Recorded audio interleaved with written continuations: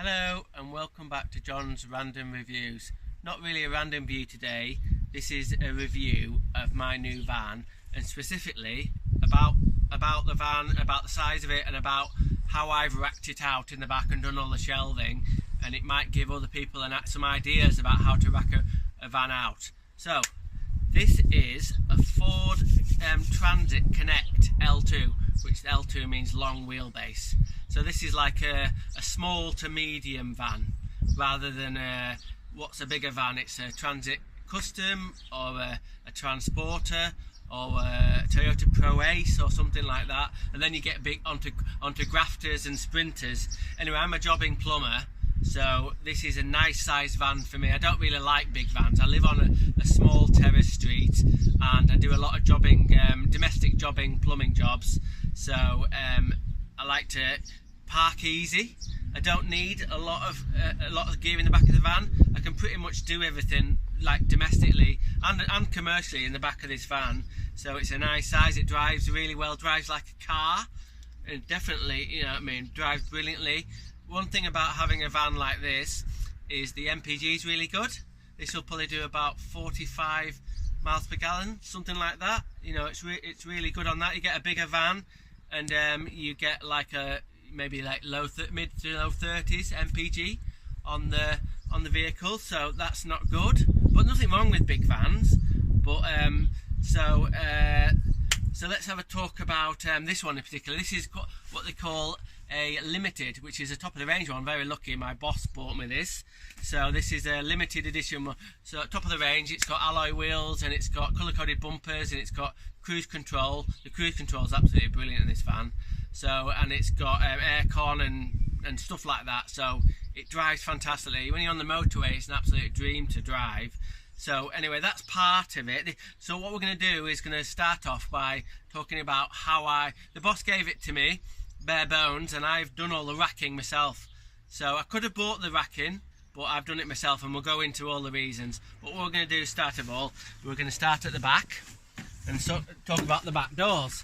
So we've got storage of stuff on the back doors. What I've done is got some water pipes and glued them on to a little sort of bits of wood, and glued them onto like 5mm plywood there that stops stuff getting punctured into through that back back of there.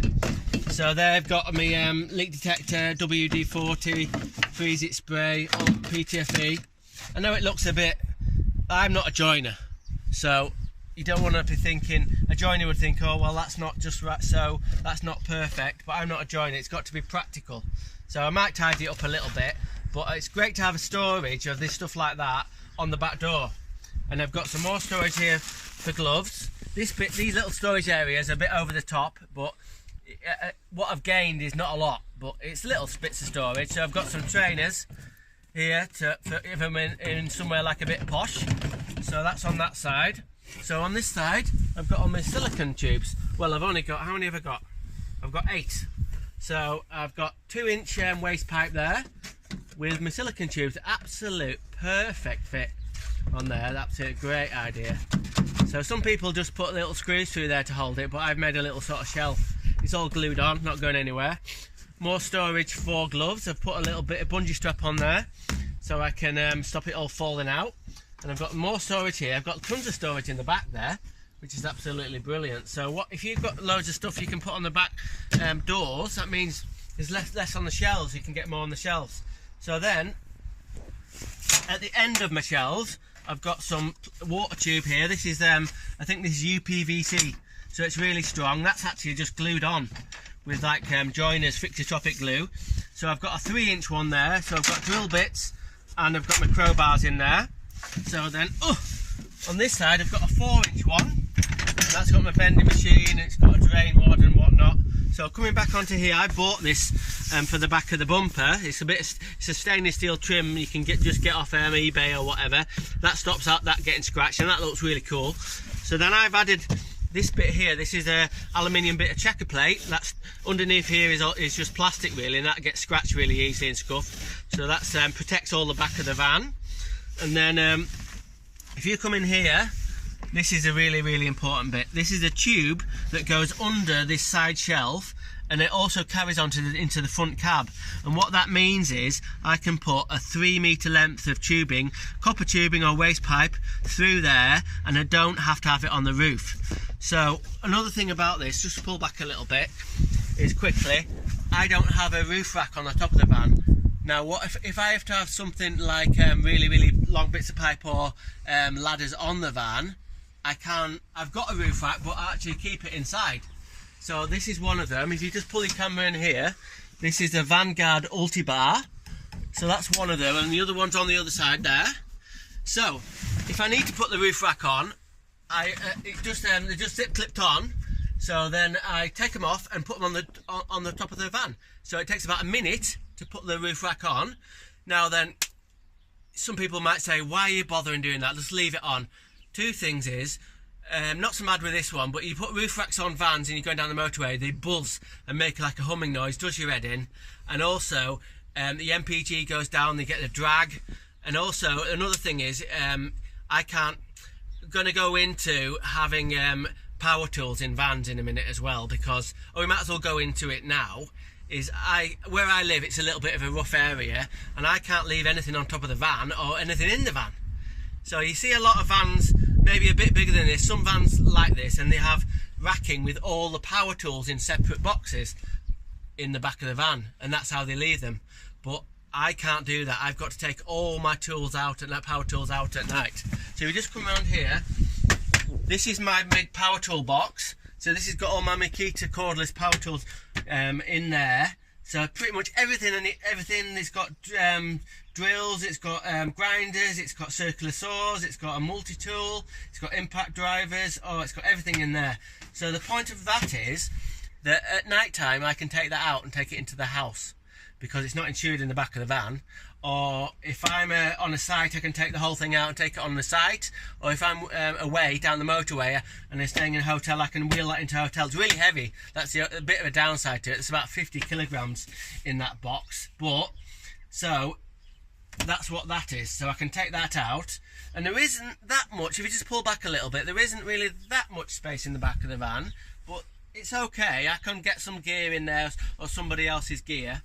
So anyway, right, we're going to go into the actual shelving now. You can buy shelving, like, you know, from the internet, metal shelving or wooden shelving that you can just put in straight away.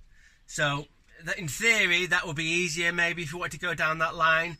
But I've found they encroach into the cab a lot, and they don't really work with your specific tools. You know, you want a place where you can put them, and the shelving you buy, like with all the cubby holes and the metal ones, it might not work. So I find that if you make it yourself, it takes a bit of time, you get a cleaner look and they look better, and you can build it to work with your gear.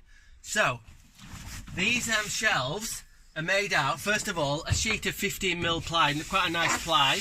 So I've started off with a sheet of that, and I've worked out where the shelves are. So I've got a shelf just across on top of the wheel arch.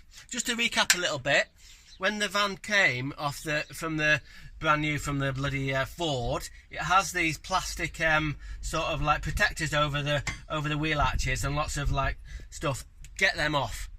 So get all the plastic wheel arch protectors off. There is some electrics behind there, but just took them out of the way. Get everything out back to bare bones. So back to bare bones. Get these bits of plywood. The plywood here is on where the panels are, so protect that. And so I've got my plywood sheet. I've got the first shelf over the wheel arch. I've got by the sides of the wheel arch. I've got, if you look down there, I've got pockets where I've got my safety gear, and we'll go on to a little bit more of this pockets at the front. So I've got 3 shelves really. We've got the bottom one, a middle one, and that's got just random stuff. We've got 15mm fittings. We've got random power tool, random sort of hand tools. We've got Hep2O fittings and other random bits. At the top, we've got my silicone gun. We've got my fixer-foam gun. We've got hose pipes. We've got bungee straps. That's only a little one, so that's for little stuff. So that's pretty cool. So it's quite easy to start with like the cutouts, and then you can build your shelves at the back. I bought this trim off the internet. This is really expensive, but it really finishes it off. So I've got this kind of push-on trim that goes around everything, looks a bit more professional. I've got these aluminium edging bits there. So while we're on this side, we'll talk about the ladder. Okay, so quickly talk about the ladder. We're going to do this in 2 bits. So we're going to talk a couple of more minutes. In the older Connects, which had a higher cab, I used to put the ladder up here above your head, but there isn't enough room on this one, so it banged my head. So this isn't an ideal place to put a ladder. It does take a little bit of room up there, but this is a 3-part ladder from a company called BSP Solutions online, and it's absolutely brilliant. You can use it like a normal ladder. It'll go up to like a guttering on a sort of a normal, go out 14 foot up, but you can have it like a normal ladder, like a normal step ladder, if you wanted to get sort of in the middle of a room up to some pipes or above a false ceiling. So this is bungee strapped on and just tied in there nicely. So if you come around here, you can see how close it is to hit fit. See that? That's absolutely brilliant fit. So that's a brilliant ladder. So that's that bit there. We're gonna on the second one, we're gonna talk more about the other side, and we're gonna talk about the bulkhead and the front of the van. Okay, see you on number 2. Thank you.